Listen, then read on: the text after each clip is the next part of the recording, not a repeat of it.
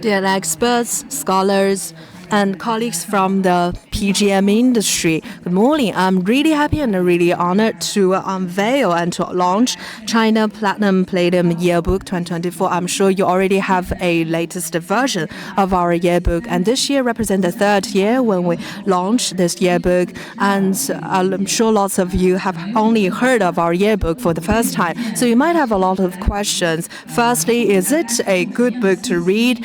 And second, what kind of information you can get from such yearbook? And thirdly, as people working in different areas, either from the academia, from the industry, or from other areas, how can you maximize the time that you spend in reading the yearbook? As someone who is deeply involved in the compilation of the yearbook, today I would like to utilize this opportunity to give you some reminder or to give you some tips about how you should better read the yearbook. So firstly, let me answer three questions. Who can read this book? And second, how to read it? And thirdly, what you can get from reading this yearbook. For a long time, we have always believed that China's PGM market represents a fully circular ecosystem where there are 2 ends and 7 veins. 2 ends represent supply and demand end, and each has its different branches, what we call 7 veins, to be more specific. So if you only read our yearbook for the first time, or if you want to have more systematic and quantitative understanding of the PGM industry, I would suggest that you start from chapter 1 so that you have more of a quantitative understanding of the industry. Let's start with the source of PGM from the supply side, and we follow the trace of the PGM throughout the whole industry life value chain. In terms of supply last year, total supply in China was 135.3 tons of platinum and palladium, in particular 103.9 tons of platinum and 31.4 tons of palladium, divided into different industries. That's what I call 3 veins. The 3 industries are production from mine, recycling, as well as importing. In terms of mined, 3.9 tons last year, slightly grows compared with the previous year, and recycled 24 tons, to a large extent offsetting the short supply by domestic Chinese mines, and import 107.4. In terms of 3.9 tons provided by mining, it includes 1.7 tons of platinum and 2.2 tons of palladium. Both increased dramatically compared with the year before, because China is not a major producer or miner of PGM. So in terms of China's proportion, less than 1% globally. As you can see on this chart, mainly South Africa and Zimbabwe contribute the lion's share of production. But if you take a look at China, most of the mines are situated in northwestern part of China, including Gansu, Xinjiang, Sichuan, Yunnan province, and Hebei province has a slight proportion as well. This year, total production contributed from Gansu Jinchuan mine as a byproduct, actually. And the second source of supply is from recycling. Last year, 24 tons in total, 11 tons of platinum and 13 tons of palladium.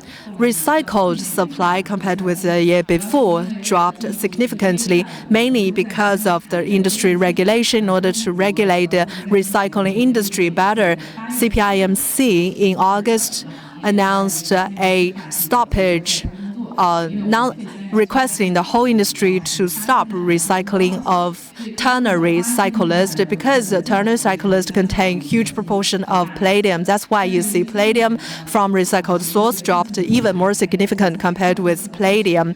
But this year, with new policies unveiled, we'd expect that 2024 total supply from recycled source will rebound dramatically.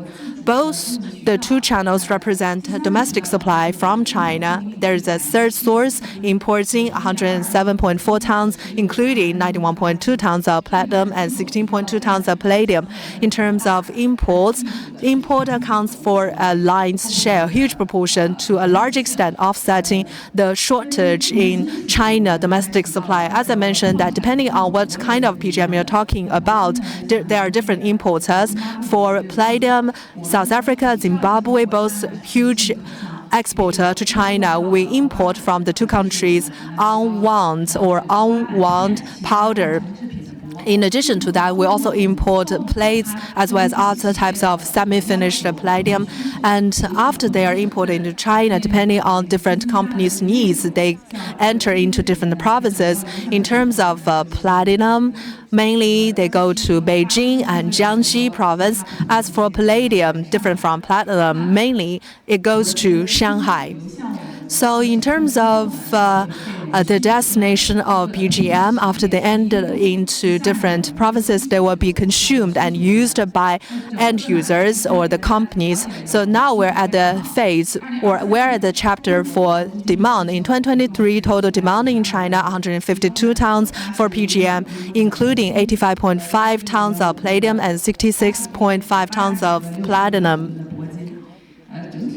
So on the whole, in terms of demand, the difference was not significant, but if you take a look at industry breakdown, platinum was consumed by a wider range of industries, whereas for platinum, mainly auto catalyst as well as mainly auto catalyst was the main industry that requested or that demanded platinum.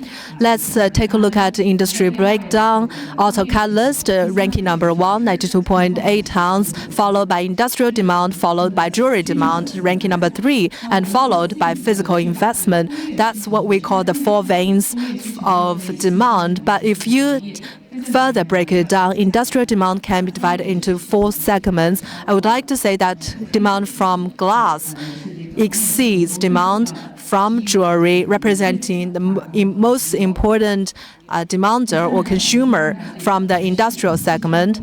So now let's take a look at auto, jewelry, and physical investment to give you a dissection of different types of PGM's performance across different industries and segments.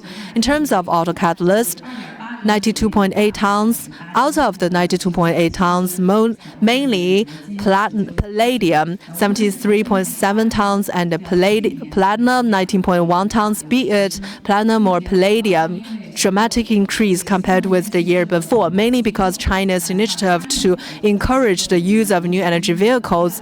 As a result, in hybrid plug-in, PGM's use is far higher than their use in fossil fuel or IC cars. With that further stimulates platinum and palladium's performance. In addition to that, as for platinum is mainly used in diesel car, whereas palladium is mainly used in gasoline cars. So be it new energy vehicle or diesel or gasoline cars, absolute amount increased, all stimulating performance of PGM.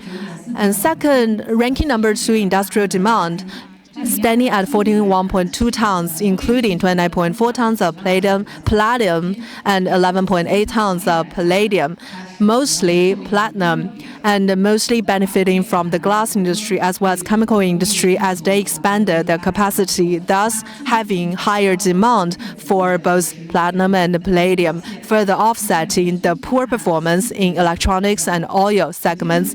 Let's take a look at the specifics. In terms of glass industry only consumed platinum as well as rhodium, 20.3 tons in total. As we understand that OLED capacity expanded, platinum and rhodium, because of its high performance and stability, are used to manufacture fiber plate in OLED industry, further stimulating platinum performance in the glass industry. The second industry or second segment having demand for platinum is the chemicals. Both platinum and palladium are used as catalyst, be it PTA, because PTA's capacity expanded last year, further stimulating PGM's use in catalyst. However, negative impact came from electronics. Platinum or palladium or PD's demand was only 8.6 tons because consumer electronics demand was rather soft. soft, and because the cost of PGMs was rather high, manufacturers tend to choose alternative, cheaper metals to replace PGMs in electronic cigarettes, thus affecting performance of PGM in electronics industry. In terms of oil industry, because platinum is used as catalyst in the oil industry, exports of GTL was rather low last year. Demand for replacing such catalyst was not that frequent, affecting performance. But on the whole, demand increased compared with the year before. The third pillar of our demand is about jewelry demand. Last year, 2023, total consumption is about 12.12 tons of platinum, and this is a pure 12.2 tons of platinum. And the PD has already exited honorably from the stage.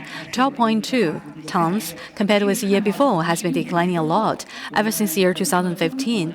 Now in China, overall for China, so the total demand for the platinum-based jewelry has been shrinking a lot on the demand side. There are a lot of different drivers for the shrinking demand. First one, just echoing the points of electronics post-COVID. People are not willing to buy as much as before COVID. At the same time, platinum and gold, if you look at them, they are competitors in terms of who is going to have a bigger share of the gold jewelry, So people tend to go for gold jewelry. So they think because it can preserve value as a viable investment items due to all those factors mentioned. As a result of that, platinum demand for jewelry this year has not been performing very well because we had a higher expectation for them because we think it's going to be an uptick, but it didn't happen post-COVID. Based on some statistical analysis, so the decline of Q4 2023 compared with the Q4 2022, even though they're shrinking, but shrinking by a smaller margin. So going forward, the shrinking is going to be by an even smaller margin. And the fourth line of demand is our investment demand. Total investment demand is about 5.8 tons of physical platinum coins, bars, etc. 5.8 tons compared with the same period last year. Last year is a big growth. It's up by 45%. Most of the time is mostly because platinum price is at a historical low level, and also because the total market right now for the market, they recognize the platinum as the investment items for bars and coins. They really appreciate them as an investable asset. So as a result of that, for the demand for platinum investment compared with last year has been almost doubling compared with last year. But if you look at the spot market physical demand so think about, you find Shanghai Gold Exchange, the contract value has been shrinking. So bilateral volume is about 74 tons. So the volume is about 11.78 billion RMB yuan. So let's talk about the Shanghai Gold Exchange. When we mention about that exchange, we have to think about PT and PD and market price performance. So in our yearbook, we have a breakdown chapter just talking about the price variations for the PD and PD and PT. For the year 2023, think about the PT and the PD price movement and do some analysis as well. Also, we have a recap of the past 3 years. From a longer historical horizon perspective, what about the recent 3 years price up and downward movements or something? So that closes the loop for our supply chain ever since the first supply for the source to the demand side on the downstream, and all the way go back to the PGM investment side. So I managed to close the loop for you from the upstream to the downstream. So at every different steps of our supply chain, you get a pretty clear visibility into what's going on.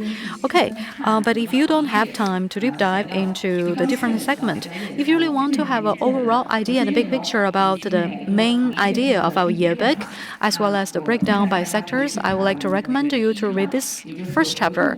So first chapter is about recap. So during the first chapter of our yearbook, we break down by the metal, platinum, palladium, and by different sectors.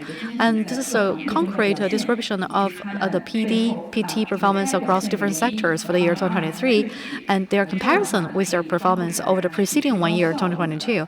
As a result of that, you can have a very efficient read of what are the available information for you, and the main content will be in chapter 1, the recap part.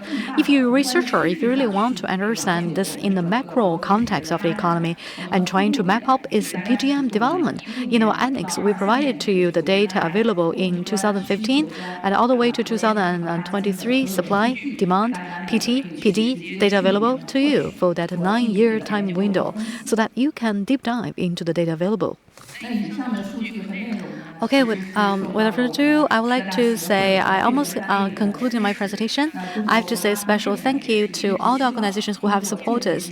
So think about our Platinum and the Palladium Committee of the association is helpful for providing this window of information into what's going on for PT and PD. I really hope that like-minded people can use the platform to tell the good story and a very clear story about our industry performance and tell the Platinum China story. Thank you.